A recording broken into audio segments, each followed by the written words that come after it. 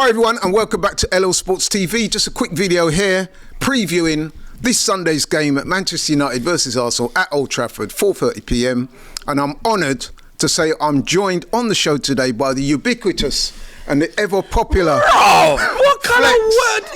Yo! The United View. Hey, listen. Yo, look, bro. Nah, I swear to God, yeah. I've never heard what ubiquitous. What does that mean? That means you're everywhere, bro. So every time I turn on the TV, you're on Sky. I turn on the radio, you're on TalkSport. I get my phone out, you're all over social media. And listen, I'm very proud of you, man, because obviously, you know, me and you go back a long way. Your mum is my cousin, and we're very close. Correct, man. And to see you doing such big things is great. But anyway, we're not here to talk big about up. That's that word. I've never heard that. That's crazy. I'm ubiquitous. I'm going to try to use that. Ubiquitous. Yeah, ubiquitous. You're definitely ubiquitous at the moment. Up. And long may it continue as well. Man.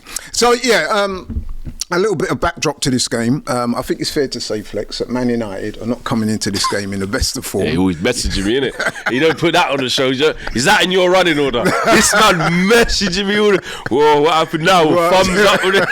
But when he loses now... the energy's not quite the same, obviously. But, hey, it is what it is. Yeah. Football fans will be football fans. Man. But, so Man United... 14th in the league, played 27, won only 9, drawn 6, lost 12. God. Only 33 points. On course to finish in the worst position ever in the Premier League. And I'm looking at your last 5 Premier League games. You won 2 of them, 1 draw, lost 2. Beat Fulham, which is a good result. Lost to Palace at home, that's poor, I would say. Tottenham beat that was a poor game, and 2 poor teams, actually. Everton, you did well. You scraped out a draw there. Yeah, but it was horrible, though. Yeah, and you beat Ipswich, was decent when you consider that could have gone left. So, but I still think that, United are not in the best of form by a long way. But just quickly, what do you make of United season? Yeah, horrendous, the worst ever. I never thought in my lifetime, as a United fan, I'd see a season like this. A season where I've genuinely, and when I say genuinely, I'm being deadly serious. I'm not just saying it to sound a bit dramatic or whatever. Genuinely been checking the relegation zone. At one point, like properly. Like, hold on a minute, we're losing all these games. Let me look and see actually what is going on there. Yeah. Where are Ipswich? Where are Wolves? Because, it was a genuine concern of mine and of ours at some point. And I know you could say there was no real threat of Man United going down, but what I'm saying is during the capitulations, during the back-to-back losing, you have to start looking at these things. Even the manager was like, yeah, we're in a relegation battle, trying to get that shock factor and stuff. But yeah, I know we're not going to get relegated, but it's just been horrendous, absolute nightmare. But you know what, you may be surprised to hear me say this, but even though I've kind of enjoyed, a bit of Schadenfreude, heard of that one? Schadenfreude? Schadenfreude is when you revel in somebody's downfall. Okay. Schadenfreude. Bad mind then. Yeah. Yeah. To use that old Jamaican phrase, bad mind team. Yeah. But on another note though, I'm kind of conflicted because being an old school guy and seeing United when they're at their heights and stuff like that, you kind of want United to still be kind of strong because it's best for the Premier League and football in this country. I know that sounds a little bit weird. Basically, like seeing Man United go out like this, you're like, nah, man. It's almost like boxing that you proper love the way. I don't want to see them go out like this. It's a bit like I've got friends of mine who love cricket, and they always say to me, with West Indies, who were once all conquering, all dominating, probably before your time, right? Yeah, I remember that. West Indies now are so poor that I've got some of my friends who are like England fans and Australia fans. They say we want West Indies to be a good team again because it's better for cricket. Well, so listen, I hope that explains. Nice to feel a little bit of love. There's something out there because boy, it's bleak. It's bleak, man. And let's talk about your manager as well, because he took over in November from Erik ten Hag, and I think the club were right to replace ten Hag. I know you were advocating for him to go, but to be fair, since he's taken over, I mean, I'm looking at the stats there. Since he's taken over, 24 matches, 10 wins, 5 draws, 9 losses. In the Premier League, 16 played, 5 wins, 3 draws, 8 losses. And that's a concern, isn't it? He's not really... Where's the new manager about? Yeah, no, it's been we haven't had one. We haven't had one, and you can argue at some points, like, we've had manager bounces in the past that have led us to what? Yeah. What's happened is we've been exposed. Man United's been stripped down and exposed for what it really is, which is a a dysfunctional, eroding institution.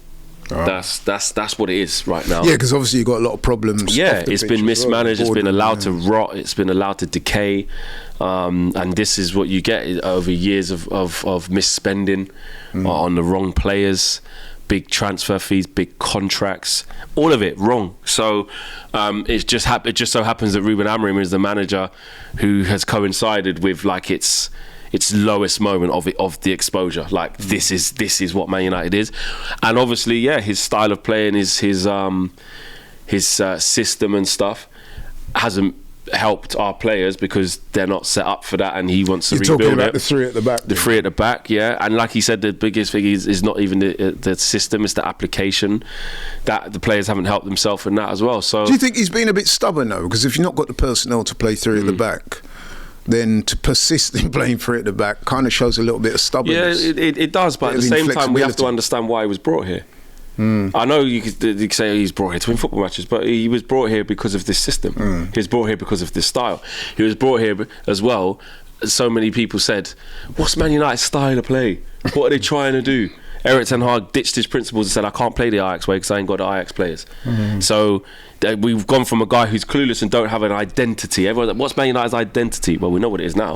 It's 3-4-3. We don't. Do you know what I mean? But they're losing. So now it's allow that identity, man. Your principles, leave that. Do something until you.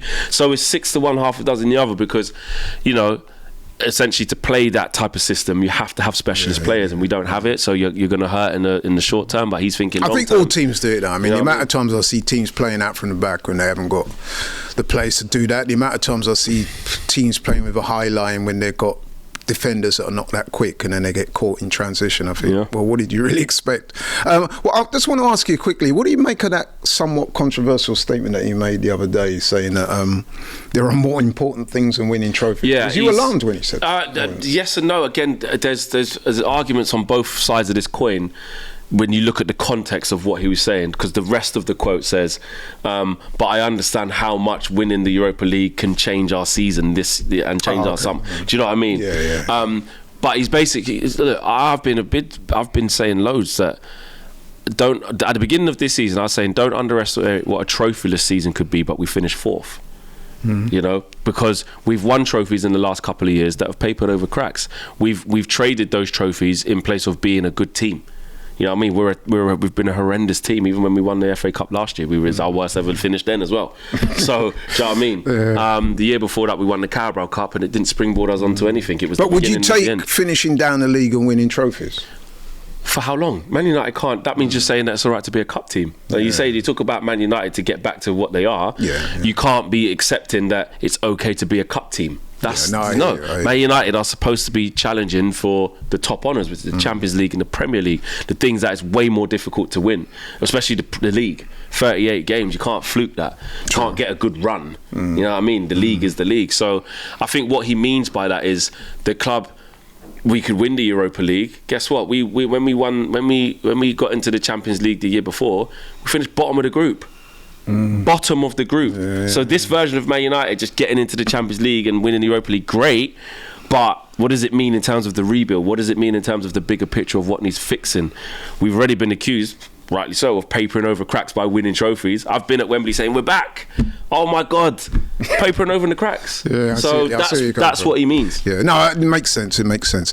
And so to this game then, this game on Sunday. Just quickly, while I'm on that, I wanted to ask you a question, because this came up the other day in one of the fan cams I did with Turkish after we played our Champions League game. And I was looking ahead to this game, and I was saying big game, and he was questioning that. He was saying, look, I don't think it is a big game anymore. It's not. I mean, to me, I'm going to put my cards on the table. It's a big game. I mean, it's Sunday. It's the Super Sunday game. The eyes of the world will be upon it. Yes, United are 14th. Yes, Arsenal are second, but we're completely out the title race. But to me, it's still a big game, bro. I think in the context of the season, it's not a big game. It's not. In the context of this season, literally, you just said it there. You can't win the title anymore. Can't. Man United are 14th. Even if we beat you, what we might even stay 14th. So all it is, obviously, it's not. But in terms of the two clubs and the badges, yes, it's a big game. Let me give you. But if we win, I will give it to you. But it's rivalry, though, but right. You like your boxing, innit? Think of Eubank Junior versus Conor Benn. Yeah. They're not fighting That's for not a for a world world title. title. Yeah, I get you. My man's in the twilight of his career. Conor Benn's not achieved anything of note. Yeah. But it's a rivalry. It makes it a big That fight. doesn't even hasn't like we've been so bad, but just because of the context of this season, you know, them one day like you said at the beginning of the video, you got a bit of sympathy for us. Well, you know no, what I mean? it's not sympathy. You haven't got. You haven't really got the need. Not sympathy, but you're like, it's I'd rather Man United be benefit better. of the league. That's what I'm you saying. want a United. But normally, yeah. Let's be honest. Really, this season, it got to a point where it's like, how much more can I get? You know what I mean? Yeah. You like, start you feeling enjoy sorry it. for man. Stuff us, you're gonna say, but light work, man. Hold yeah. that thing. But it's so bad this year from our perspective. It's not. It's so bad, but you knocked us out the FA Cup.